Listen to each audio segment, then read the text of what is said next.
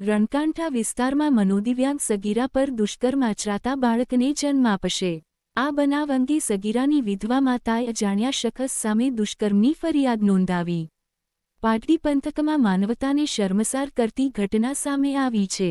એક ગરીબ વિધવા માતાની 16 વર્ષની અસ્થિર મગજની પુત્રી પર અજાણ્યા શખ્સે દુષ્કર્મ આચરી તેને ગર્ભવતી બનાવી હોવાનો કિસ્સો પ્રકાશમાં આવ્યો છે, જેમાં સગીરાને 9મો મહિનો જતો હોવાનું તબીબી તપાસમાં બહાર આવતા માતાએ આખરે પોલીસ ફરિયાદ નોંધાવી છે, જેમાં ભોગ બનનાર સગીરાની ઉંમર 16 વર્ષ અને 9 માસ છે।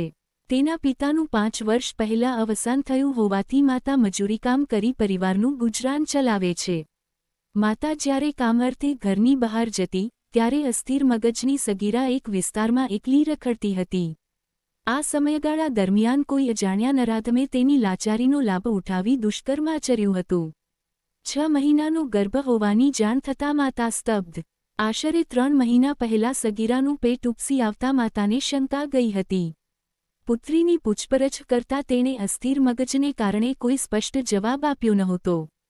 ત્યારબાદ તેને બહુચરાજીના ખાનગી દવાખાને તપાસ માટે લઈ જવાતા ડોક્ટરે તે 6 મહિનાની ગર્ભવતી હોવાનું જણાવ્યું હતું।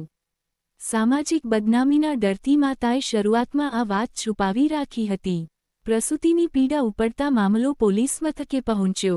રાત્રે સગીરાને અચાનક પેટમાં અસહ્ય દુખાવો ઉપડતા તેને ઝીંઝુવાડાના પ્રાથમિક આરોગ્ય કેન્દ્ર ખાતે ખસેડવામાં આવી હતી।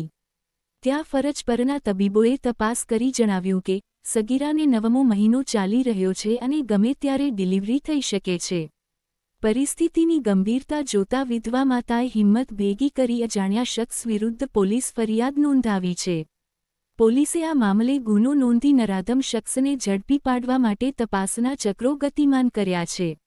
HX24 ન્યૂઝ ગુજરાતી સાથે મિન્હાજ મલિક, સુરેન્દ્રનગર।